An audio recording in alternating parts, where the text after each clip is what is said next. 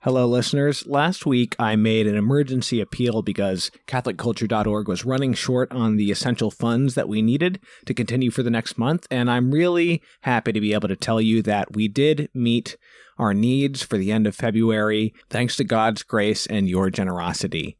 So thank you to all who donated and even just prayed for us to meet our goals.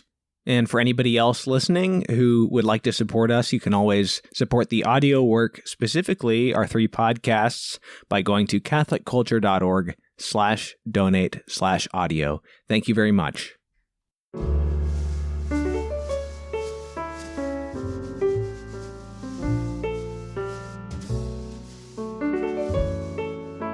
Welcome to the Catholic Culture Podcast. I'm Thomas V. Miras.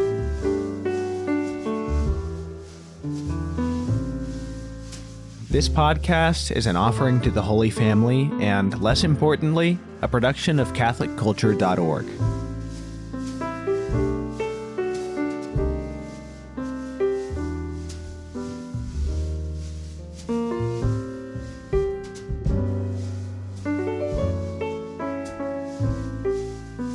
Hey everybody, welcome back to the Catholic Culture Podcast. I have a really great topic today, which is the poetry written by the English martyrs in the 16th and 17th century.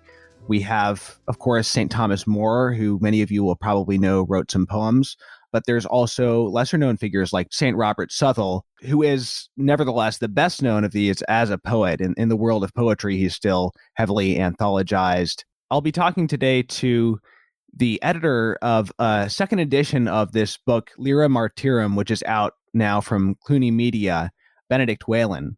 Welcome to the show, Benedict. Thanks, Thomas. Thanks for having me. It might be worth talking about the fact that we have poems by English martyrs and how that comes about at this kind of unique period of history, because we have plenty of writings from martyrs. We have, in Catholic Culture's audiobook series, we've done a number of the letters of St. Ignatius of Antioch, for example, as he was on his way to martyrdom. And those are very poetic, certainly.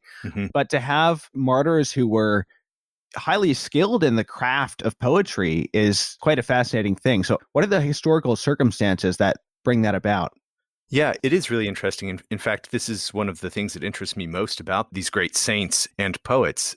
One of the other delights for us, I think, and treats for us is as English speakers, these are particularly our own. This is great poetry in our own native tongue, written by great saints. With the earliest poet included in this anthology, Thomas More, really the modern English as the language we speak today is just really coming into a sort of solidified form at Thomas More's time. And in fact, the language is still going to evolve some, definitely through the 16th century, even in terms of the sounds. So just on a point of poetics, this is readily accessible poetry and language for us, in part because of the history and growth of our language.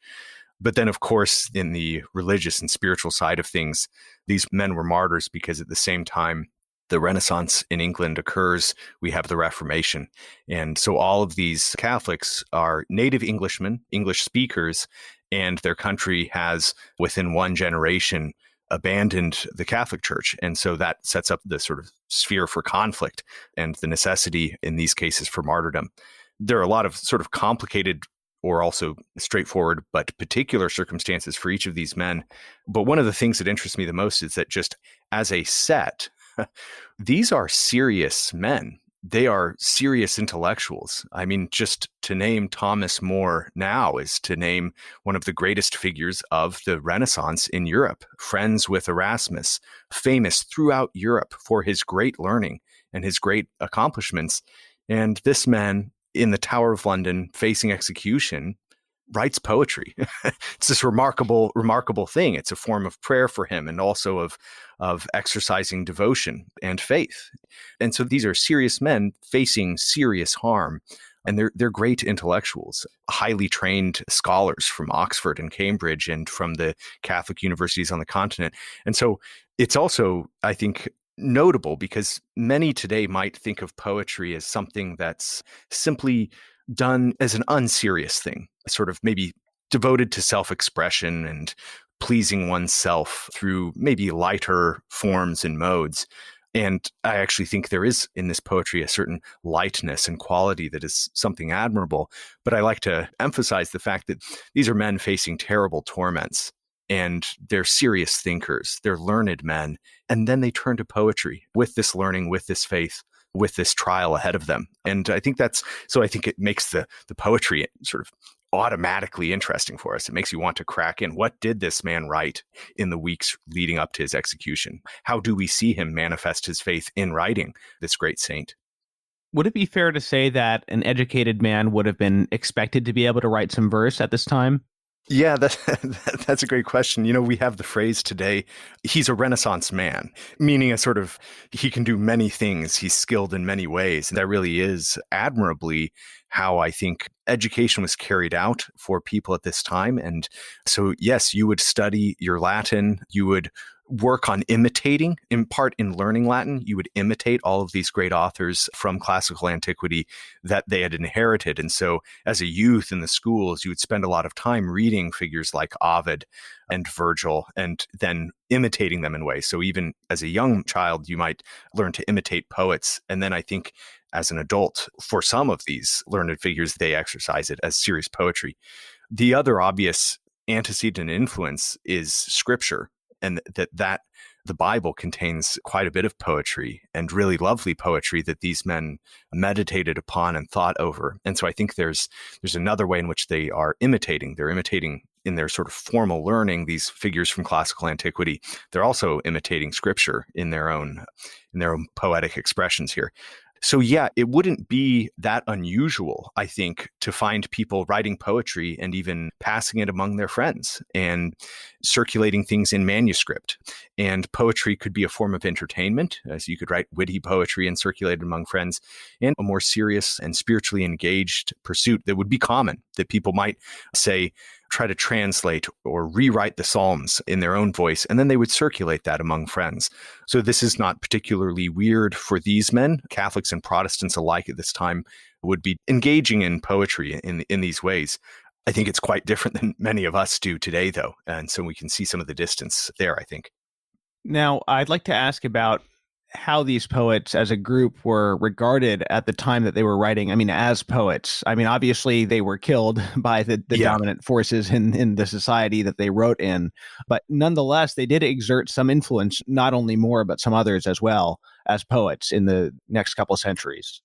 Yeah, that is actually one of the reasons why I edited this volume, and one of the reasons that initially gave birth to my interest in Robert Southwell, was actually a backward movement towards him through these later great poets that he had such an influence upon.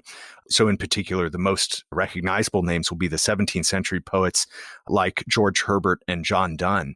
These great English Protestant poets were both reading Robert Southwell and were clearly influenced by him. And so I started to move back and to study Southwell more and find really this excellent poetry. So I think it's fair to describe the 17th century English poetry. The 17th century really saw this wonderful explosion and flowering of devotional poetry, this poetry written about spiritual subjects and devoted to God or in prayer. And they are looking back at Robert Southwell and Thomas More and several of these other figures, Philip Howard and Walpole. They all have these 16th century martyr poets, in fact, have a great influence, not just on this sort of small and hidden and suppressed Catholic circles, but even on the most significant Protestant poets in English literature in the 17th century.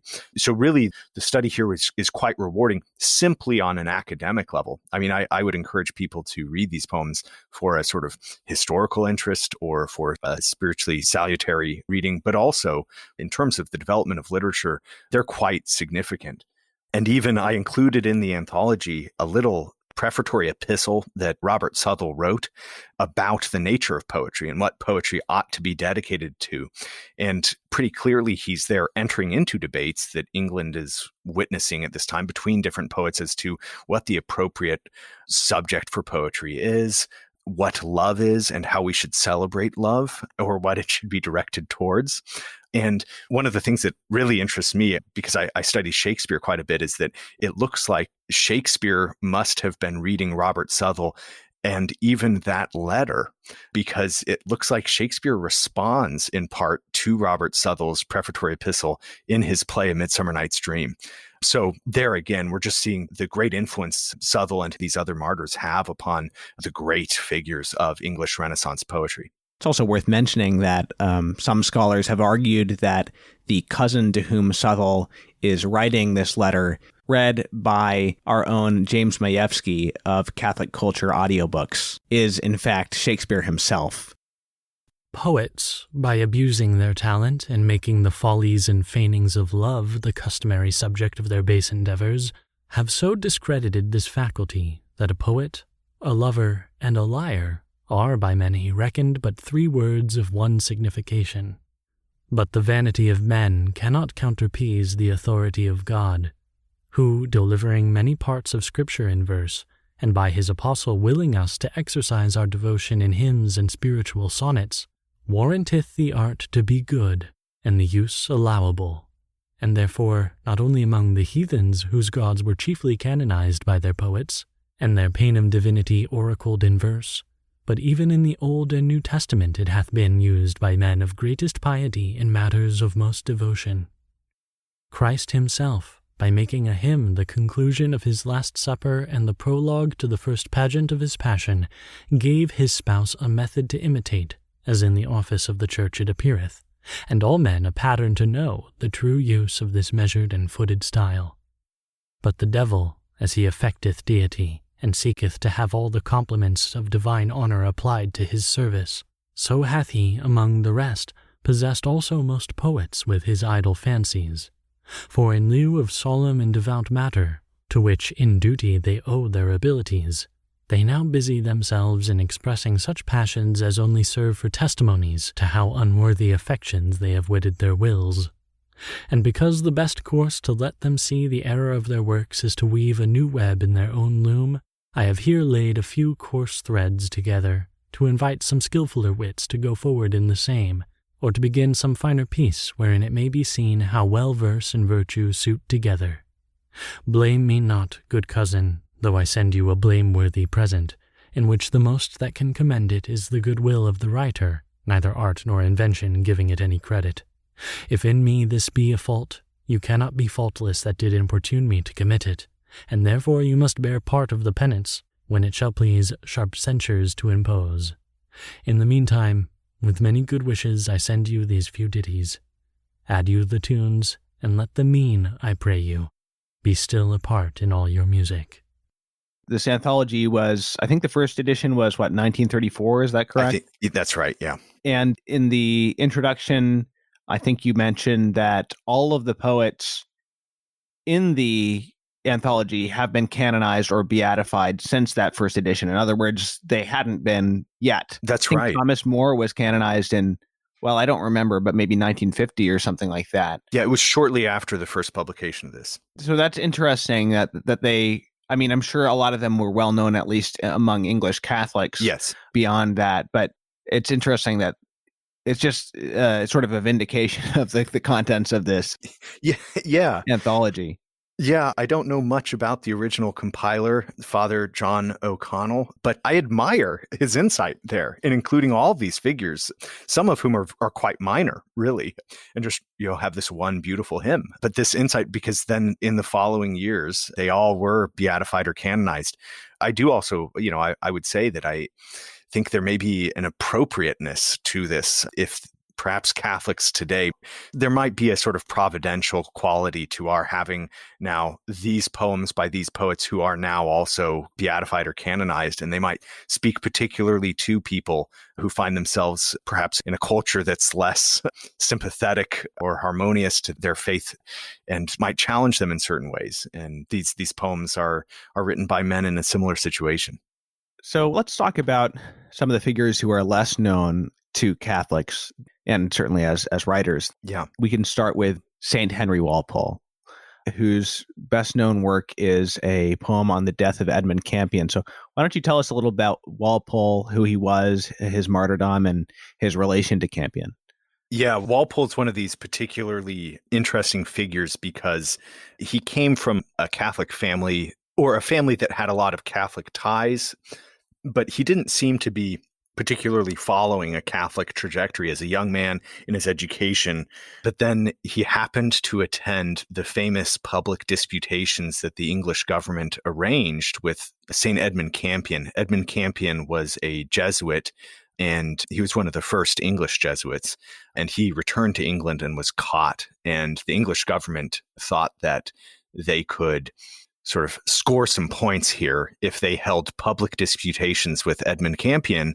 They didn't tell him the disputations were coming up, and they were going to challenge him on a number of contentious theological issues with the Catholic Church. And so there were a team of Anglican Church of England theologians with all of their books ready, and they had tortured Campion the night before, and then they brought him out to this public disputation.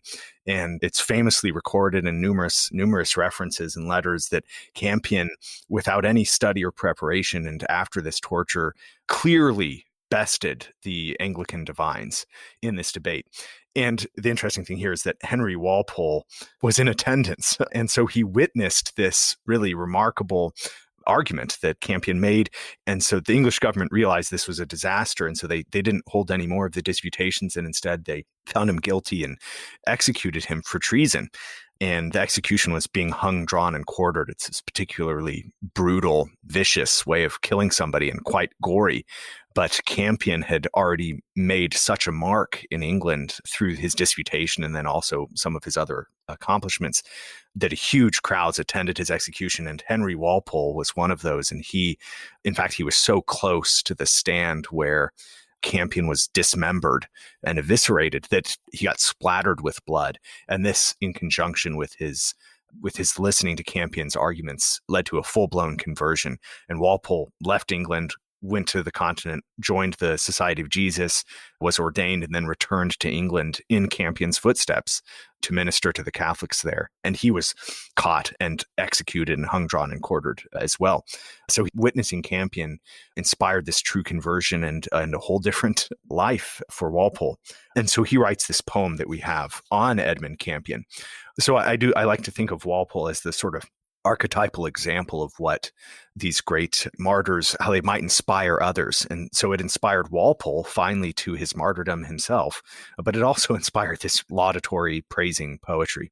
This is a long poem, by far the longest that you'll hear in this episode, but it's worth hearing in full. So here's St. Henry Walpole's poem upon the death of Edmund Campion. Why do I use my paper, ink, and pen, and call my wits to counsel what to say? Such memories were made for mortal men. I speak of saints whose names cannot decay. An angel's trump were fitter for to sound their glorious death, if such on earth were found. Pardon my want, I offer naught but will. Their register remaineth safe above. Campion exceeds the compass of my skill, yet let me use the measure of my love, and give me leave in low and homely verse his high attempts in England to rehearse. He came by vow, the cause to conquer sin, his armor prayer, the word his targe and shield, his comfort heaven, his spoil our souls to win, the devil his foe, the wicked world the field. His triumph joy, his wage eternal bliss, his captain Christ, whichever blessed is. From ease to pain, from honor to disgrace, from love to hate, to danger being well, from safe abode to fears in every place, contemning death to save our souls from hell. Our new apostle coming to restore the faith which Austin planted here before. His nature's flowers were mixed with herbs of grace, his mild behavior tempered well with skill. A lowly mind possessed a learned place, a sugared speech, a rare and virtuous will. A saint-like man was set on earth below, the seed of truth in erring hearts to sow. With tongue and pen the truth he taught and wrote, by force whereof they came to Christ apace. But when it pleased God, it was his lot he should be thralled.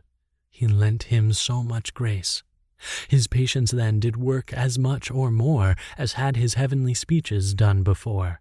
His face was hard, yet mild and sweet his cheer. his prison close, yet free and loose his mind, his torture great, yet small or none his fear, his offers large, but nothing could him bind. O constant man, O mind, O virtue strange, whom want, nor woe, nor fear, nor hope could change. From rack and tower they brought him to dispute, bookless, alone, to answer all that came. Yet Christ gave grace, he did them all confute, so sweetly there in glory of his name, that even the adverse part are forced to say, that Campion's cause did bear the bell away. This foil enraged the minds of some so far, they thought it best to take his life away, because they saw he would their matter mar, and leave them shortly not at all to say. Traitor he was with many and silly slight, yet packed a jury they cried guilty straight. Religion there was treason to the queen, preaching of penance, war against the land. Priests were such dangerous men as have not been, prayers and beads were sleight and force of hand, cases of conscience bane unto the state. So blind is error, so false a witness hate. And yet, behold, these lambs be drawn to die. Treason proclaimed, the queen is put in fear. Out upon Satan, fie, malice, fie. Speakest thou to them that did the guiltless hear? Can humble souls departing now to Christ protest untrue? Avaunt, foul fiend, thou liest. My sovereign liege, behold your subjects' end.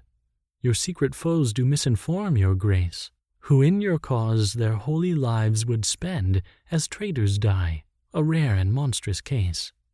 The bloody wolf condemns the harmless sheep before the dog, the while the shepherds sleep. England, look up, thy soil is stained with blood. Thou hast made martyrs many of thine own. If thou hast grace, their deaths will do thee good, the seed will take, which in such blood is sown. And Campion's learning fertile so before, thus watered too, must needs of force be more. Remember you that would oppress the cause, the Church is Christ's, his honor cannot die. Though hell herself revest her grisly jaws, and join in league with schism and heresy, though craft devise and cruel rage oppress, yet skill will right, and martyrdom confess. You thought, perhaps, when learned Campion dies, his pen must cease, his sugared tongue be still. But you forgot how loud his death it cries, how far beyond the sound of tongue and quill. You did not know how rare and great a good it was to write his precious gifts in blood. Living he spoke to them that present were. His writings took their censure of the view.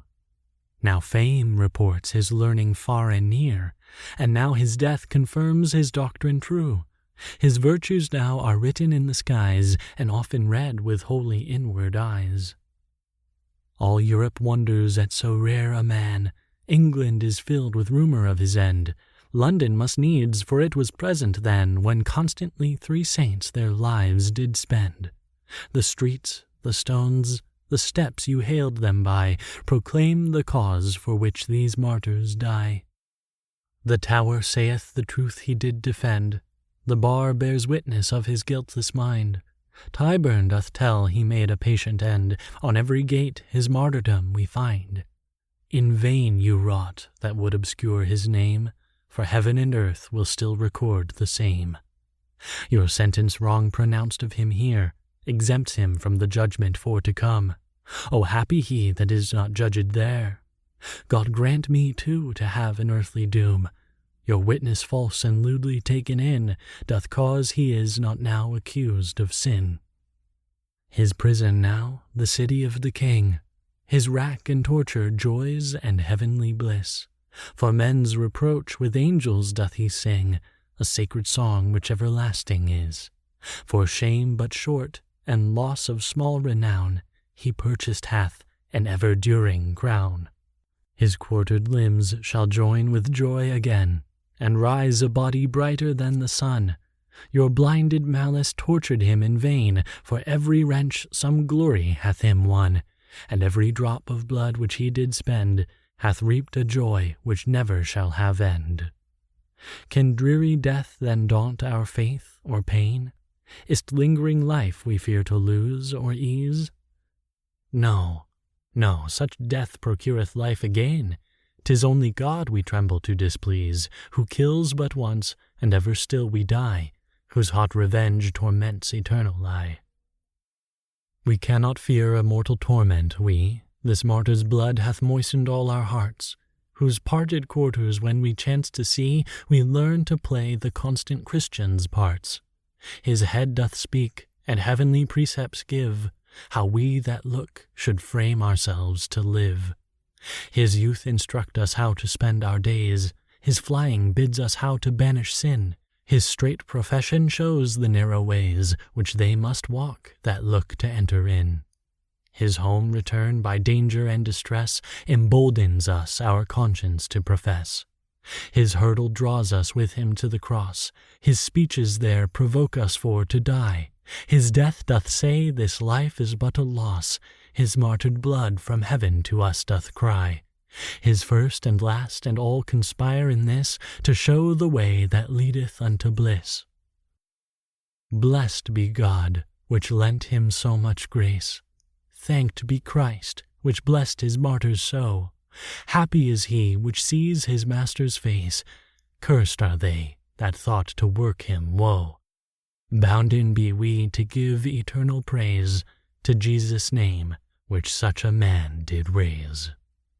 Amen. So one of the things that interests me the most about this poem, in addition to its praising Edmund Campion, and by the way, I should mention this poem was extremely popular in England. So it was circulated quite widely enough to catch the government's attention, and they tried to round it up and destroy it. But one of the things within the poem that interests me the most is the very first line there that we heard, "Why do I use my paper, ink, and pen?" And this question, why should I write poetry? Which is a fair question. Why should one write a poem? What can poetry do? And in the second stanza, Walpole notes, "Campion exceeds the compass of my skill." So even the subject that I'm trying to praise is out beyond what my poor skill as a poet can do. So why, again, should I use paper, ink, and pen? And he answers here in the second stanza, "Yet let me use the measure of my love, and give me leave in low and homely verse, his high attempts in England to rehearse." So I particularly see what Walpole pretty clearly stating there, well, why write poetry? Well, love desires to be articulated. It desires expression. In fact, love makes want to pour oneself out. And so these poets in writing, this is a pouring out of love, inspired finally for God, but also for Edmund Campion, his martyr. And so that with that theme, this why write poetry? Well, love moves me to write will become a prominent one for a number of these poets, and then also throughout the 17th century among both Catholics and Protestants. The poems in this collection are just so real, by virtue of being by people who were in prison awaiting death, yes, or in imminent danger of being captured, or in this case, someone who not only was martyred later himself, but was actually present for the events that he describes. And as you say, so close that he was spattered with blood. And in the last few stanzas, he makes reference in this very frank way to Edmund Campion being cut into pieces, and he uses it in this clever. Yes. He almost talks about it so frankly as that you wouldn't think he had been there for it. It sounds like just, I wouldn't say maybe glib isn't the right word, but the way he uses that in this sort of play on words to learn to play the Christian's constant part or whatever it is. That's right. It's kind of crazy to think, he's in there and then he's watching this happen. And, the poem doesn't feel like a World War I poem where the person's traumatized, Yes. Yeah. Very interesting. Yeah, I think that's a great point. That is something distinctive here. I agree with you. I think we see again and again, especially in Philip Howard's poems and then also in some of Southwell's, there is a need for consolation. And part of the reason they might turn to poetry is to work through maybe some anxieties or the need for consolation and prayer. But I agree, it is not expressed with this sort of were very far from despair or trauma. They don't seem to be traumatized in the same way. There's a firmness to the conviction that these men have, even as they will also, pray for constancy. I don't think it's a proud firmness or conviction, but it's a real conviction. And yeah, it's amazing the punning that Walpole can pun on Campion's dismemberment while facing his own dismemberment, and having been converted to that through Campion's very death and being splattered in his blood. It's a really remarkable thing. Well, you were just talking about consolation. That should lead us to talk about St. Philip Howard, who wrote a meditation upon heaven, which is sort of a slightly different version of a poem that makes its way into a much longer poem that's a meditation on the four last things. So that's right. Maybe we can talk about that in the context of this tradition of meditations on the four last things. The only prose work by Thomas More that I've read is his work on the last things. So it's something that I'm kind of familiar with as a theme of people of this era. Yeah, and I'm so glad you've read that. Moore's meditation on the four last things is really powerful too. The four last things, just for your listeners, this is a sort of a traditional topic for meditation, especially in the medieval church, and is a commonplace topic. And so the four last things are death, judgment, and heaven and hell. And those are the four things. And within this faith, all human beings face this. We will all die and be judged, and then heaven or hell will be the eternal resting place. So this is something that Christians were encouraged to meditate upon, because sort of a thorough entering into that reality will then shape one's own actions and help confirm one in saintly behavior. That's the hope, and enrich one's spiritual life. So here with Philip Howard's poems, the Meditation on Heaven, it's a really interesting poem. In the longer form, his Meditation on the Four Last Things is quite a long poem, and it walks through all four stages, finally ending in heaven. And one of the interesting things in that poem is that he frames it. He begins, when he talks about death, he addresses a wretched soul. So he talks about some soul in a state of sin at the point of death, and then he shows the horrors of death, and then judgment, and then hell, and then finally looks to heaven. And after this, it's sort of a harrowing experience reading these lengthy poetic meditations on hell and judgment. And then to move to heaven excites one and lifts one up. And even within the poem, he lifts the eyes of the sinner up to look on the joys of heaven. And then he concludes this meditation on heaven and the beatific vision by exhorting us. He turns from the wretched soul to you, the living man, and exhorts you to saintly behavior and a good life. And so there's an exhortatory aim here. There's a charitable aim that he really, I think, in part, he wants you to meditate on hell, and that is a horrific meditation. And listeners here might then think of also some of Dante's ends and the way the Divine Comedy moves through hell, then up to heaven. In a funny way, Howard's poem similarly moves through death, then hell and judgment, and then to heaven.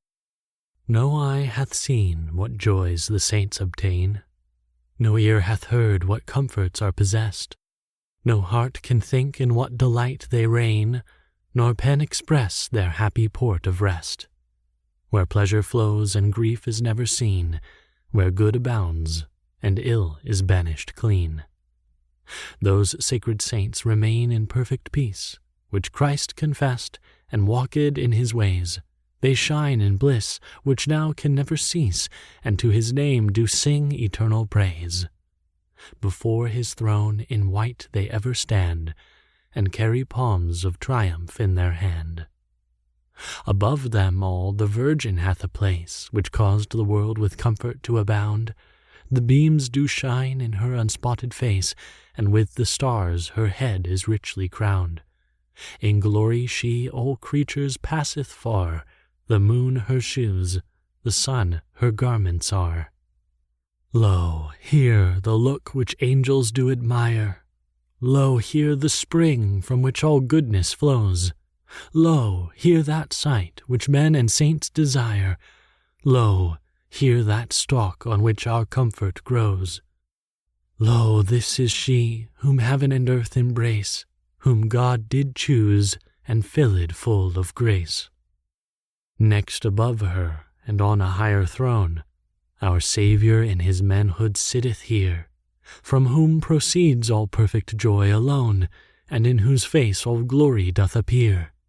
The saints' delight conceived cannot be, when they a man the Lord of angels see. O worthy place, where such a Lord is chief! O glorious Lord, who princely servants keeps! O happy saints, which never taste of grief! O blessed state, where malice ever sleeps! No one is here of base or mean degree, but all are known the sons of God to be. But there are these other aspects in the poem. For instance, the meditation on heaven, this shorter version of that last part, begins explicitly referring to 1 Corinthians, where we're told, eye hath not seen, nor ear heard, nor have entered into the heart of man the things which God has prepared for them that love him. And this is supposed to sort of excite our desire for these things that are so far beyond comprehension. And well, one of the things I really love about this poem is that that's at the very beginning of the poem.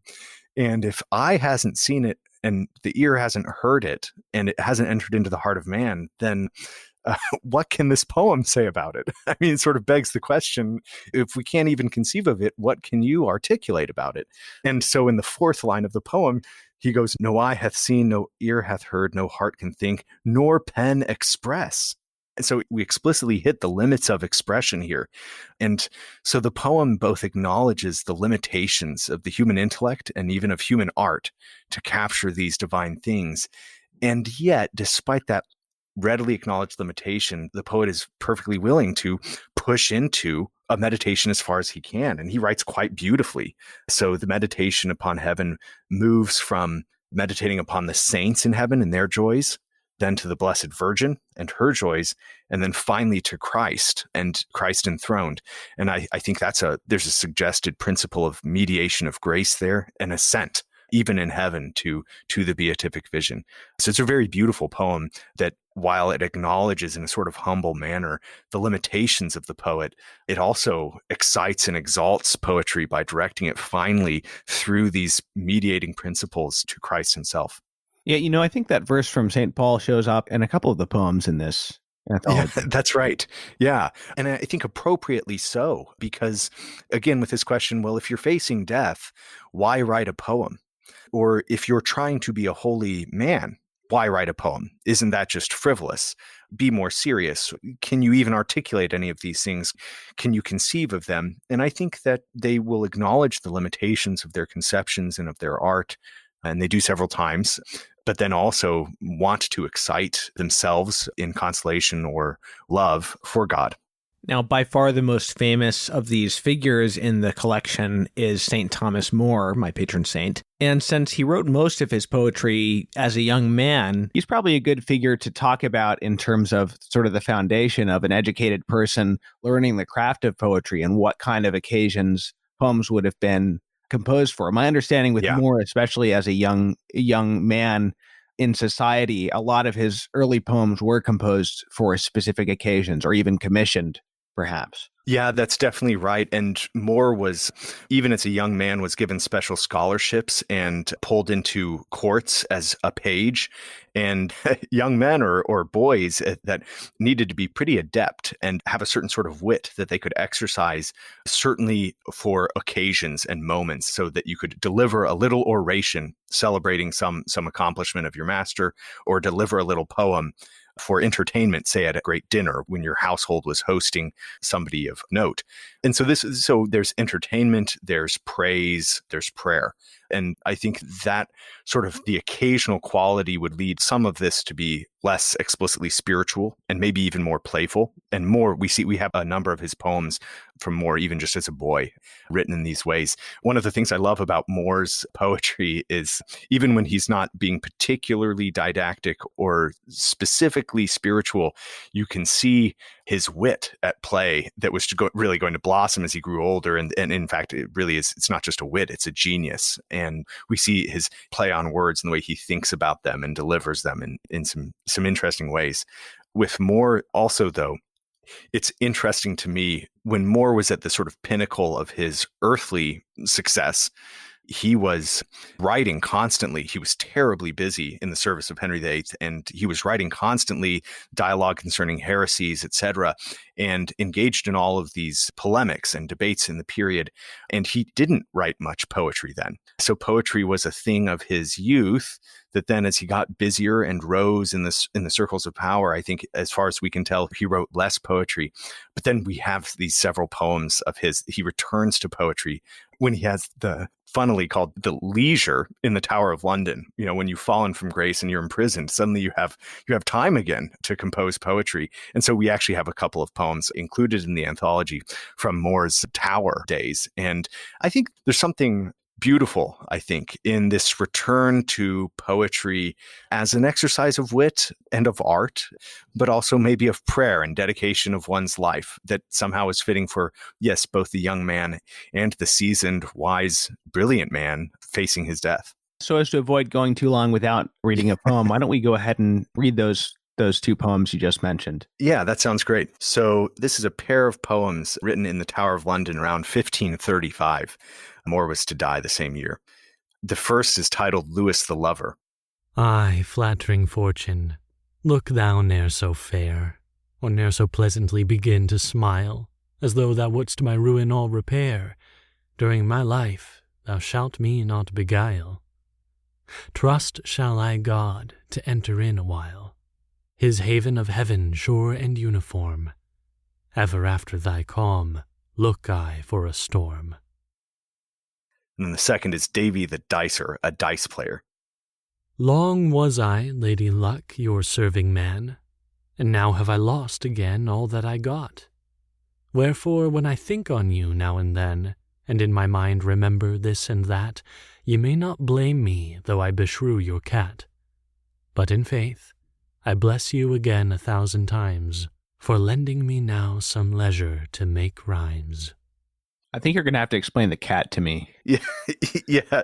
So the cat, there's some debate as to what exactly he means. It's an idiomatic expression. So if Luck's cat crossed your path, you could consider yourself, in a sort of superstitious world, you could consider yourself in for some good luck, is the idiomatic phrase. And so what More is writing here, so don't blame me even if I beshrew or curse your cat. So in other words, if Luck's cat crosses his path, he is not going to believe that good luck is actually coming his way. He's going to curse the cat instead of celebrate. There's an interesting story about the composition of at least the first two of these, Lewis the Lost Lover, which is related by his son-in-law, William Roper, in the first biography we have of More. Yeah. So these were written in the Tower of London, but interestingly, Thomas More's son-in-law, William Roper, wrote one of the first great and really beautiful biographies of More, and he recounts in that biography. So this is written just in the years following More's execution. He recounts that More was imprisoned and Henry VIII had just had 4 monks executed. And so the English crown was starting this bloody course against those who were resisting Henry's revolution. And so, the writing seemed to be on the wall for Thomas More. And the secretary came to Thomas More and told him, you don't need to be worried. The king has only your good wishes in his mind. And I come here to reassure you, don't fear. And so Cromwell leaves, and then More turns immediately and writes these poems. And so you can read them in the sense in that light. So this first 2 lines of Lewis the Lover, for instance, I, flattering fortune, look thou never so fair, nor never so pleasantly begin to smile, as though thou wouldst my ruin all repair. So the suggestion, he says, oh, fortune might look like she's about to smile on me. But he concludes, right, with this promise from Cromwell, I might be spared. He concludes, during my life, thou shalt me not beguile. Trust shall I God. You can see there, maybe with implication, not the king. I put my trust in God. And he's not going to be beguiled by a calm. He's going to expect a storm to come, even if fortune gives him a calm for a moment. So there's this look to the end and this look above, temporal and tempestuous affairs. His haven is heaven, sure and uniform, he writes there. Now, fortune is, from what I understand, a pretty important topic in the Middle Ages and the Renaissance. Yeah. I mean, going back to Boethius. Exactly. But it also takes on a special significance in a number of these poets, correct? Yeah, that's absolutely right. Fortune even for Boethius, there's a question of the relationship of fortune to God's will and providence. And it's a tough question, especially for people who are suffering the ill effects of bad fortune. How is this part of God's plan, or is this just bad luck? Or how should I understand this? So Lady Fortune, if you're on the ascent on Lady Fortune's wheel in Boethius, you're going to go back down, and it's ever cycling. And so, More is engaging with that tradition. And we have an engagement with bad fortune and suffering throughout these poets' works. Similarly, in Davy the Dicer there, that second poem by Moore, in the first line, he says, "Long was I, Lady Luck, your serving man." And according to the Oxford English Dictionary, that's the first use of Lady Luck, personifying luck as a lady in English literature. So we have Lady Fortuna, who spins her wheel, and this wheel that all people will ride, that will have its highs and its lows. And then Lady Luck here personified along with Fortuna. And to Moore's mind, there are these unprincipled things you shouldn't put your trust in. And the antithesis to them is the haven of heaven and trusting in God. Now, Davy the Dicer is the character who's saying he was Lady Luck's serving man. That's not Moore speaking, right? That's right. And we'd probably want to make the distinction between the speaker there and Moore.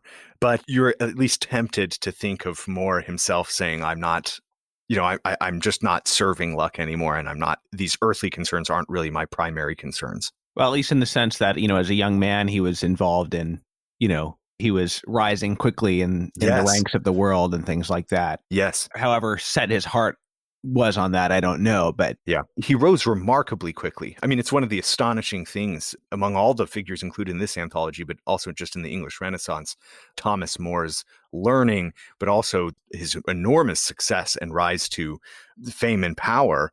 And that's one of the beautiful things, one of the really admirable things about Thomas More, because we can read so much about him and how, despite this remarkable success, we can read about the way he ordered his household, for instance, the great care he took in the education of his children, and his great charity, his faithfulness to the church. And up until Henry broke with Rome, he was a good and faithful servant to the king. And so he really did work hard in worldly affairs, but it seems to have been always kept in a real balance. So maybe Lady Luck was involved, but I don't think he was an abject serving man of her. He had his eye to the end, I think, for much of his life. I'd like to go back to a couple things you mentioned before, just having to do with the development of English. Yeah. First is the idea that people were learning from Latin poets. And I'm I'm sure Moore was familiar with his Chaucer and all that, but I'm curious as to the way that studying the Latin poets translates, I mean, sometimes literally, into the development of English poetry. Yeah, so there are a couple of different ways. That's a really interesting question. So one way that it translates is that the entire idea, the sort of mode of education in the Renaissance, was much more mimetic. It was imitative. So you would learn these figures and tropes, these stock metaphors and common conceits from the classical authors. So they would even give you a way of thinking about things. You might have a sort of a quiver full of metaphors about the sun that you've drawn from and you've imitated and adapted to a lot of different situations, even just as a student. And in part that because you're studying rhetoric and you're studying the use of language and Latin and how to use it effectively. So stock metaphors and used mimetically is one great source.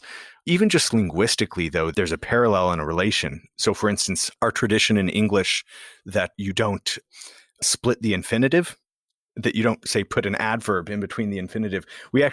That comes from English speakers' admiration for Latin, where the infinitive is just a single word, right? And in English, we have, to educate. And so we don't want to, so the rule goes that you don't insert an adverb in between to and educate, to quickly educate, because that's splitting the infinitive, which isn't done in Latin. So we have even some grammatical rules or traditions that derive from the study of Latin.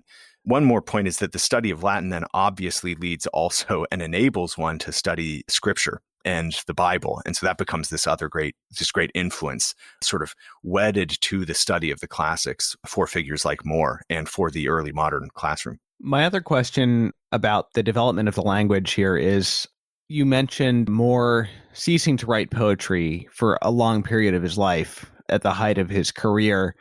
But he was very, very influential on the development of English prose as well. So I know it goes a little bit out of the topic of this podcast, which is poetry, but I am curious if you could talk a little bit about how was it that he influenced the development of English prose? Yeah, that's a great question. I'll give two examples just briefly. One of his great works, it's lengthy and it's also a polemic, so people have to be ready to deal with theological debates from the Reformation, but his dialogue concerning heresies is precisely what the title suggests. It's a dialogue. And so in this way, more is imitating, a received form back from Plato. And so you have this dialogue that he writes, this debate, and it's artful in its overall structure. It's also interesting for its theological points. But then you can see a man who was trained to be sensitive to language and to use it artfully and well. So it's also got this rhetorical excellence to it in these different positions that are debated in the dialogue. So that there would be one just in terms of prose. There's another. More wrote some, well, in fact, along with that, I should mention his most famous work, the Utopia, which is composed in Latin and sent to Erasmus, his friend. But that's a great work and begins this sort of tradition of utopian literature, particularly in English. And that also, in fact, is a philosophical dialogue. There's a conversation between several characters going on in the Utopia. So that's one way he influences English prose. I'd like to mention another is that he writes these histories, and those become very influential just in terms of, I think, narrative and how history captures a character. So, for instance, Shakespeare is reading More's histories when he's writing his plays as a source of inspiration. And so that's a pretty obvious, if you are influencing Shakespeare, you're influencing the whole development of English letters. So More it's really remarkable, the breadth and depth of his accomplishments here. Let's move on to talk about the poet who is most prolific in this anthology, St. Robert Southwell. And he's, as I mentioned earlier, certainly the most highly regarded of these poets. I have the New Oxford Book of English Verse, for example, and one or two of his poems are in that. That's right. And certainly he was my favorite on a literary level of all of these poets in the book. So why don't we first talk about his life? Yeah. So Southwell, very interesting. He came from a family that had a lot of Catholic roots, as in fact most of these families did. Everybody's grandparents were Catholic, but his had some sort of tighter and firmer roots and sort of tempestuous relation, but it's not exactly clear how faithful his father was. When Southwell came back to England after he was ordained, we have a letter he wrote to his father encouraging him to stop attending the Church of England services and to reunite with the Roman Church. And so it seems like his father had drifted at some point, but Southwell's mother seems to have fostered this faith in him. And when he was a young boy, well, a young man, age 15, he was sent over to Douai, where there was the English college there, where they were training young Englishmen for the priesthood and who would then go back and minister sacraments to the English Catholics. And from Douai, then after a couple of years, he went to Rome and he studied and was ordained within the Society of Jesus. And eventually he made his way back to England. Southwell was quite influential in England. Most of the other Jesuits who came to England did not last as long as he did before capture. And so Southwell's mission was particularly successful because he was able to evade capture for 6 years, mostly while he was in London. And so he became a networker and could help place these other priests who would come in, find him, and then he would place them in different regions of England. So he was quite important for the period just in terms of the English recusant Catholic population and activity. But he wrote copiously prose works and poetry. And he is definitely, just in terms of poetic influence, I think he's the most important in this anthology. Ben Jonson, who's a great poet, really, he's just a little bit younger than Robert Southwell. And Ben Jonson is Shakespeare's great friend and competitor on the English stage. So the second great English playwright, and he's a great poet. And Ben Jonson was also a learned man in the classics, and he was also a little bit sort of famously pompous. And we have him recorded having said that he'd be content to destroy many of his writings if he could be said to have been the author of The Burning Babe by Robert Southwell. So this is one of the learned, maybe pompous, really at the center of the literary scene in England at the time, exalting The Burning Babe as one of, he thought, the finest lyrics that he's seen. And it really is, it's one of the most commonly anthologized and has a great influence. As I in hoary winter's night stood shivering in the snow, surprised I was with sudden heat, which made my heart to glow. And lifting up a fearful eye to view what fire was near, a pretty babe, all burning bright, did in the air appear, who scorched with excessive heat such floods of tears did shed, as though his floods should quench his flames, which with his tears were fed. Alas, quoth he, but newly born in fiery heats I fry, yet none approach to warm their hearts or feel my fire but I. My faultless breast the furnace is, the fuel wounding thorns. Love is the fire and sighs the smoke, the ashes shame and scorns. The fuel justice layeth on, and mercy blows the coals. The metal in this furnace wrought are men's defiled souls, for which, as now on fire I am, to work them to their good, so will I melt into a bath, to wash them in my blood. With this he vanished out of sight, and swiftly shrunk away, and straight I called unto mind that it was Christmas Day. Southwell wrote a lot of nativity poems, and they're all pretty dazzling.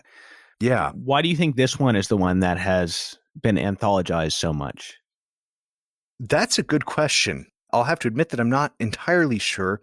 This has really condensed and effective imagery that progresses and builds to the final revelation to the speaker of the poem that it was Christmas Day, which is just a sort of symbolic way of suggesting a conversion that occurs in the poem. The imagery built, so for instance, in the middle of the poem, we hear that the faultless breast is the furnace and the fuel is wounding thorns. And so if you think of how you fuel a furnace, you put wood into the furnace. And so these wounding thorns are the fuel. They must be put into the furnace, which is his breast. So we have this image of the pressing of the thorns into this baby's breast. But then we're told in two more lines that the fuel justice layeth on. And so then we have this sort of additionally complex and sorrowful image of it's justice that demands and presses this fuel, the thorns, into Christ's chest. And so we see here the goodness of the Father in sacrificing his only Son for us. And then we're even told, and mercy blows the coals. Well, what does blowing the coals do? It increases the heat here. And so it's actually God's mercy for us increases this fire, this fiery love that is affecting, what the furnace wrought is man's defiled souls being rectified. And so this imagery builds up with this really intensity where it's simply that baby suffering for these other defiled souls. And then finally, the poem ends with the line, and straight I called unto my mind it was Christmas Day. And so, okay, this is a nice Christmas poem, but that's suggestive of this conversion that's occurred because the first line of the poem said, as I in hoary winter's night stood shivering in the snow. And so we've actually moved from a cold and dark night to Christmas Day and this warmth imparted from the baby. So we've moved out of the cold and the dark and into the day of Christianity. And so this conversion is effected. So I suspect it's because the imagery is really effective and makes sense and coheres and develops in a beautiful and I think meditatively powerful way that this one in particular is anthologized. But you're absolutely right. Southwell explores this again and again, and the Nativity is this particularly rich meditative point for Southwell. When you talk about the, waking up to find it's Christmas Day, that's, or not waking up literally, but calling to mind. Right. It's hard not to think of A Christmas Carol. Yes. Yeah, that's a nice point. What I was thinking of was in the first line with, as I in hoary winter's night stood shivering in the snow. It's just this weird, I'm reminded of the beginning of Dante's Inferno, where I came to myself lost in a dark wood. But that's a nice point that we wake on Christmas Day, this coming to Christmas Day. Dickens is absolutely in tune with this sense of coming to it and this conversion that occurs in the Christmas Carol. The original editor of this volume, Father O'Connell, in his introduction suggests that this poem has a kind of foreshadowing of the Sacred Heart devotion. Yeah, that's a really interesting point as well. And you see it there, the Sacred Heart pictured with flame. And here that it's and thorns. Yes, thank you. And here the love is the fire. You have the wounding thorns. Yeah. Well, maybe we can do the other Christmas poem now and sort of compare his approach. A Child My Choice. Let folly praise what fancy loves, I praise and love that child, whose heart no thought, whose tongue no word, whose hand no deed defiled. I praise him most, I love him best, all praise and love is his. While him I love, in him I live, and cannot live amiss.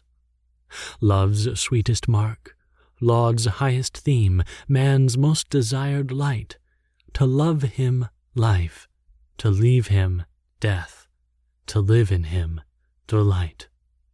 He mine by gift, I his by debt, thus each to other due.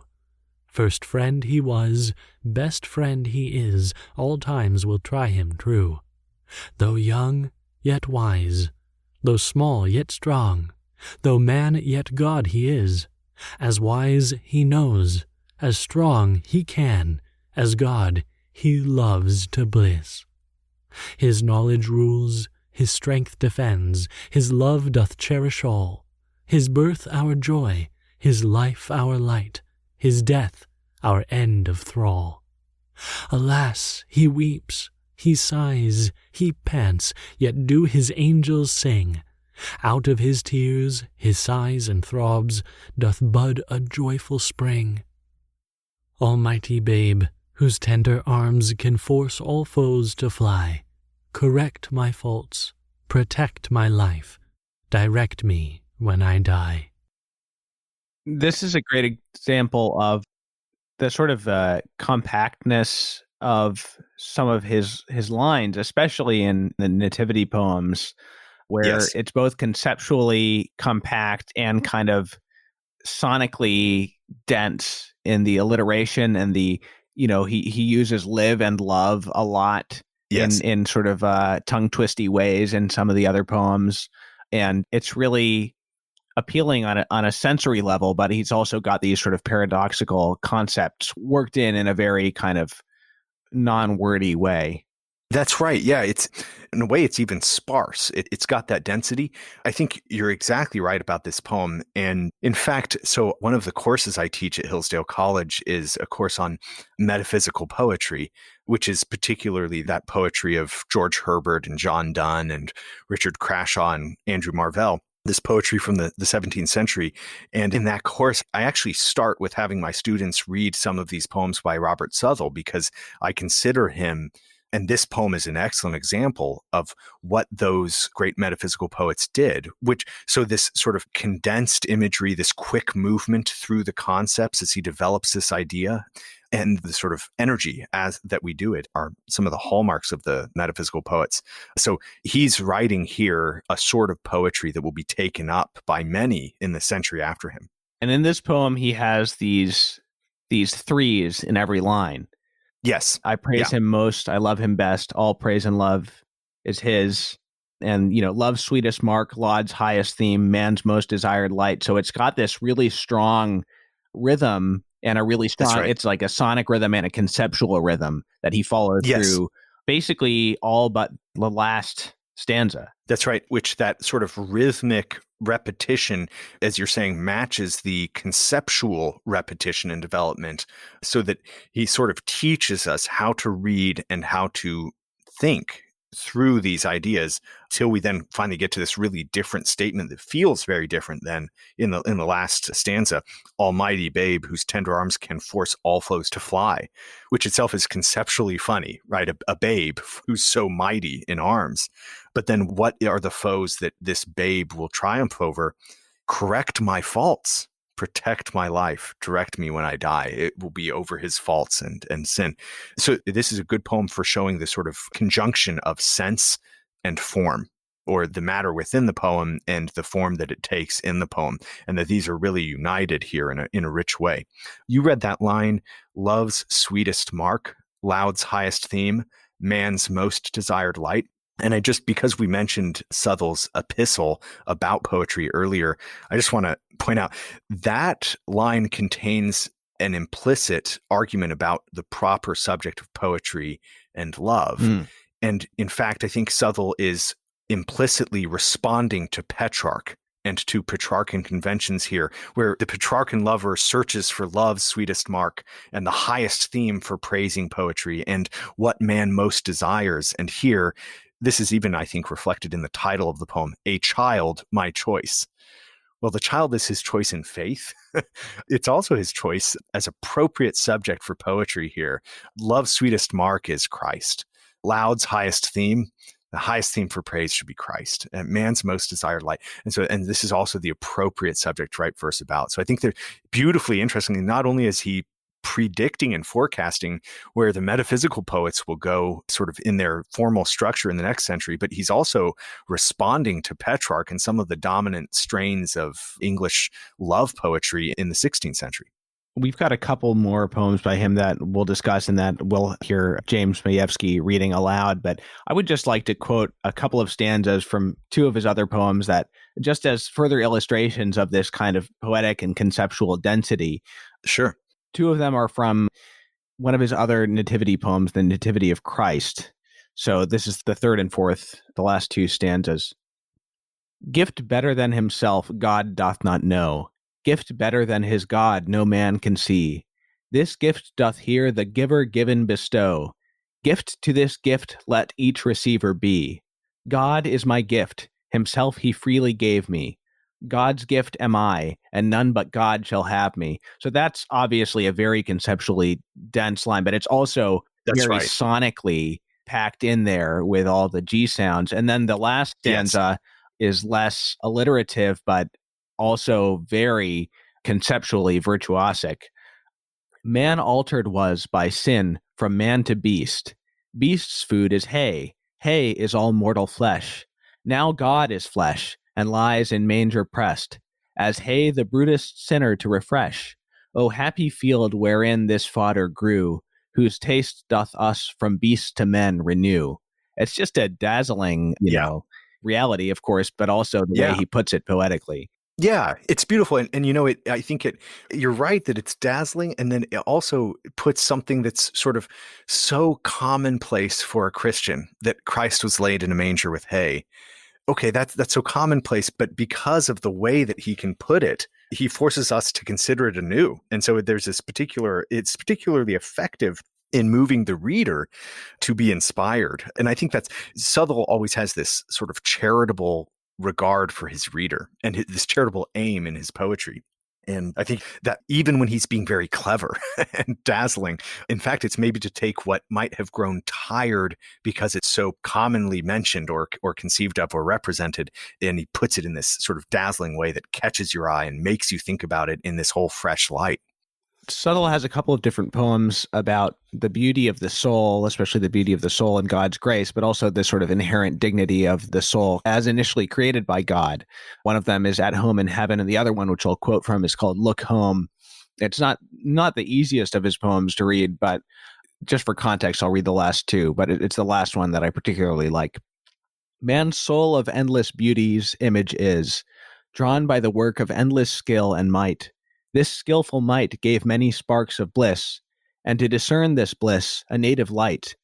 To frame God's image as his worth required, his might, his skill, his word and will conspired. And I read that stanza because that last line, his might, his skill, his word and will conspired, will be kind of echoed in the last line of the final stanza, which is as follows. All that he had, his image should present. All that it should present, he could afford. To that he could afford, his will was bent. His will was followed with performing word. Let this suffice, by this conceive the rest. He should, he could, he would, he did the best. So that whole last stanza kind of unpacks the final line of the previous stanza.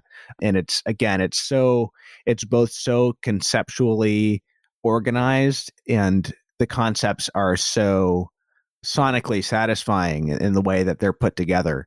Yeah, that's right. I mean, that's a great example. Those are metrically identical lines. And then conceptually, the one builds upon and explains the other. Okay, so let's talk about his poems on death a little bit, or at least one of them. Yeah. Let's talk about I Die Alive. O life, what lets thee from a quick decease? O death, what draws thee from a present prey? My feast is done, my soul would be at ease, my grace is said, O death, come take away. I live, but such a life as ever dies. I die, but such a death as never ends. My death to end my dying life denies, and life my living death no whit amends. Thus still I die, yet still I do revive. My living death by dying life is fed. Grace more than nature keeps my heart alive, whose idle hopes and vain desires are dead. Not where I breathe, but where I love, I live.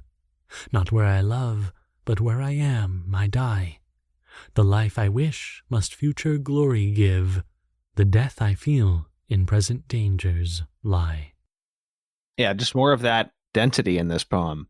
That's right. And he loves these antitheses and these plays on, say, what might be the common sense, and then to flip it on its head. So not where I breathe, but where I love, I live. Right? This is just to flip, to invert the expectation. Not where I love, but where I am, I die. Right? We wouldn't expect that inversion. And again, we have that syntactical, grammatical, and metrical parallel between these lines. They're very artful. They're very carefully constructed and carefully weighed poems. And that they finally lead him to this sense that the life I wish must future glory give. This one is death. But again, this is a very practical concern for Robert Southwell. And for me, that gives these a particular urgency and seriousness. This is not scratched out in the sort of comfort of one's home with a cup of tea, and right. This is a man hiding, and if caught, will be hung, drawn, and quartered. And he is witnessing Catholics being executed all the time. So this has real world application, and the effort for this man to reconcile him to the loss of life and to continually affirm his will that really what matters is future glory, right? This life is not the end. It's for God. That takes this work, this poet, and the poetry helps him in that. I've kind of referred to this before, but it's very interesting. And I don't have a problem with, T.S. Eliot, but it's very interesting to see these subjects dealt with in this very ordered, sort of docile, if exciting, traditional forms. I mean, there's almost a cheeriness. There's not a lot of kind of rhythmic disruption and fragmentation going on to deal with these, sort of heavy subjects. That's right. It's funny you mention Eliot too, because of course, Eliot was one of the great advocates and defenders of the metaphysical poets. And so, I think that, of course, he wouldn't write a poem like I Die Alive, but he would like these ways that I die alive, that conceptual difficulty there and the sort of paradoxical quality would actually appeal to him. And I think in part, appeals to 21st century readers. There's this serious beauty, this intellectual difficulty, and this prayerfulness to it that is really, as you say, captivating. Let's do a longer poem by him. This one's not quite as dense in the same way, but still quite beautiful. And this is another common theme in poetry of the time. St. Mary Magdalene, there seems to have been a lot of devotion to her among these poets. And perhaps from what you said to me in an email, among Protestants as well, at least this poem was popular among Protestants. Yeah, that's right. And I think that's a beautiful thing. In fact, a lot of these people, it wasn't like every Catholic and Protestant was at each other's throat in England at the time. I mean, there were very serious and heartfelt disagreements even among common faithful Christians at the time, but not to the point that they couldn't gain serious inspiration from the really powerful poetry and art of the others. And so this is one example. Yeah, this poem, this meditation on Mary Magdalene at the foot of the cross becomes part of a larger tradition. We sort of call it a poetry of tears that we see both Catholics and Protestants alike writing in the 17th century. And they take different figures at the crucifixion or at points of Christ's passion, and they meditate on these figures who attended that. And Mary Magdalene is obviously so significant there and such an excellent figure to meditate upon that we get poem after poem written on this. And so, in fact, Southwell's is a good one. Probably the most famous and most commonly anthologized ends up being from the next century. Richard Crashaw writes writes a great poem called St. Mary Magdalene, or The Weeper. And that's an even longer poem than Southwell's. But this is Southwell very early here, bringing this sort of religious meditative verse to the English lyric tradition. Since my life from life is parted, death, come, take thy portion. Who survives when life is murdered lives by mere extortion. All that live and not in God couch their life in death's abode. Simple stars must needs leave shining when the sun is shadowed. Borrowed streams refrain their running when headsprings are hindered. One that lives by others' breath dieth also by his death. O true life, since thou hast left me, mortal life is tedious. Death it is to live without thee, death of all most odious. Turn again or take me to thee, let me die, or live thou in me. Where the truth once was and is not, shadows are but vanity, showing want that help they cannot, signs not salves of misery. Painted meat no hunger feeds, dying life each death exceeds. With my love, my life was nestled in the sum of happiness. From my love, my life is wrested to a world of heaviness. Oh, let love my life remove, since I live not where I love. O my soul, what did unloose thee from thy sweet captivity? God, not I, did still possess thee, his, not mine, thy liberty. Oh, too happy thrall thou wert, when thy prison was his heart. Spiteful spear, that break'st this prison, seat of all felicity, working thus with double treason, love's and life's delivery. Though my life thou drav'st away, in spite of thee, my love shall stay. Benedict, I would like to bring it back to the spiritual reality and the real life reference of these poems.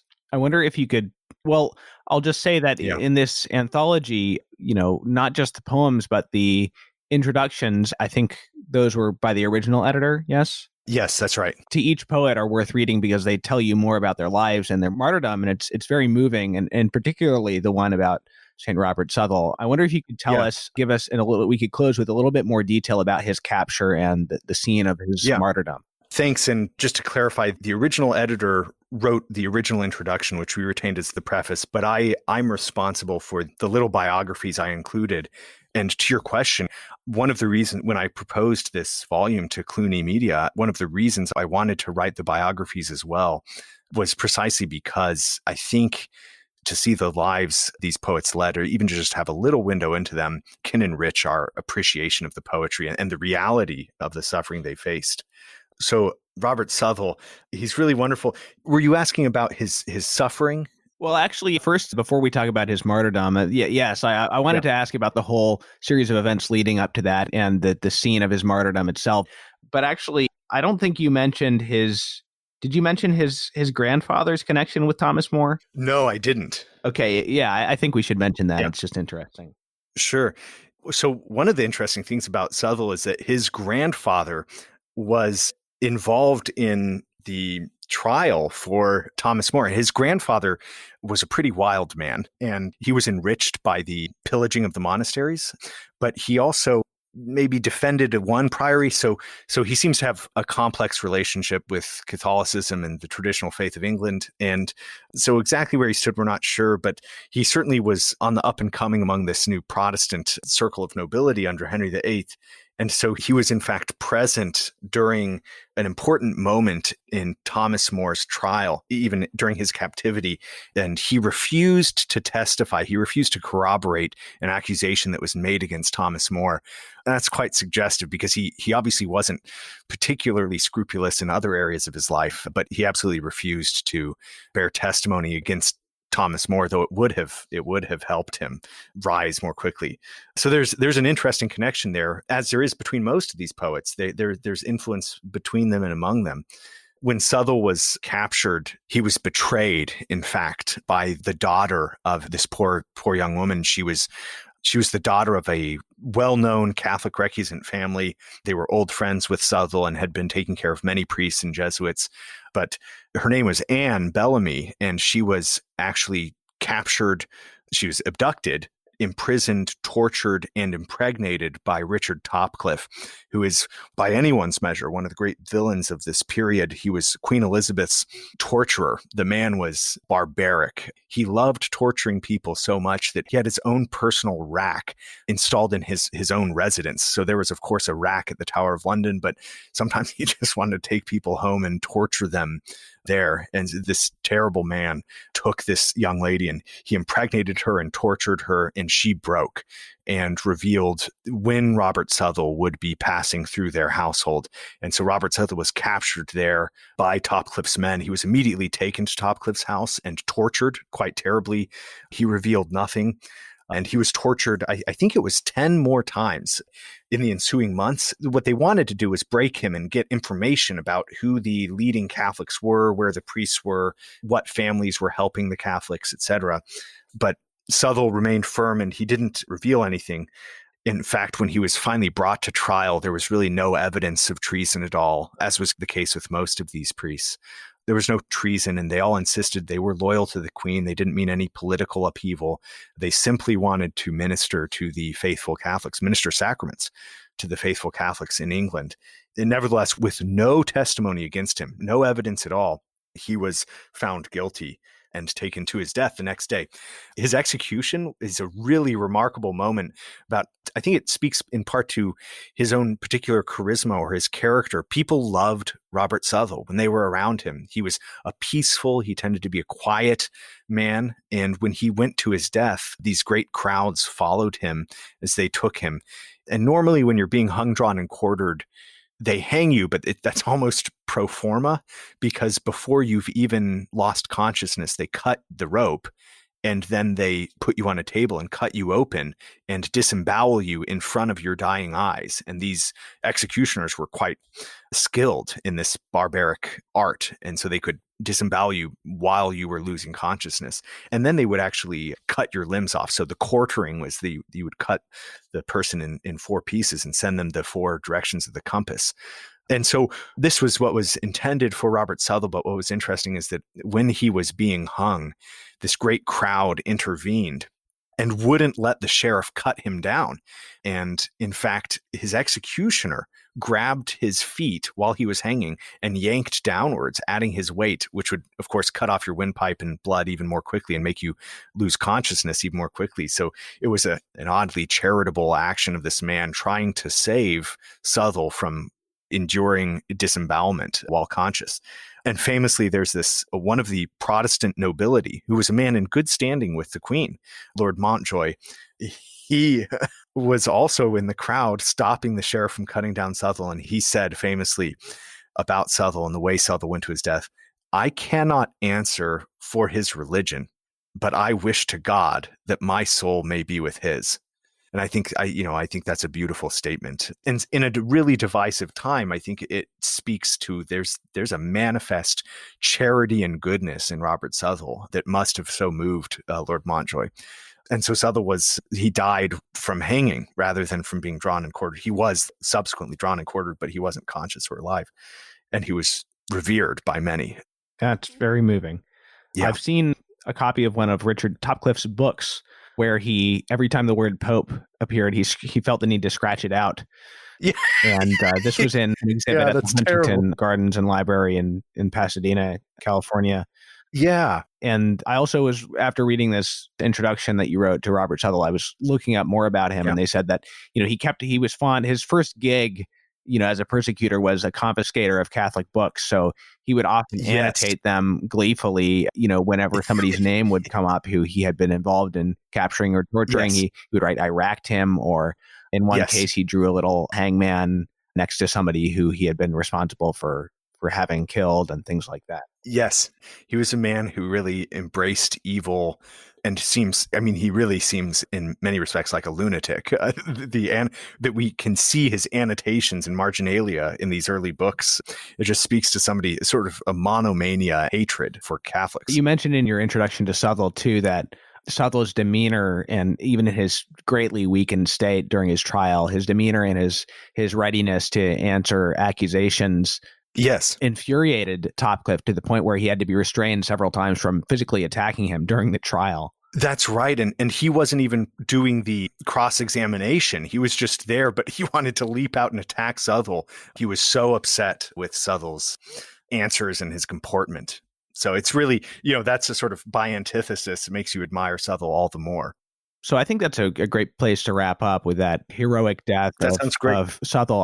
I will mention, though, because it didn't come up earlier, that one of your other big contributions to this second edition is the addition of an appendix with more poems by Southwell, but also some poems by poets who were perhaps better known than some of the others in this anthology, who weren't martyrs, but who were Catholics who suffered for their faith in various ways, whether, exile or imprisonment or things like that. So that's also a great resource for people to introduce them, even perhaps to a poet like Richard Crashaw, if they haven't read him before. Yeah.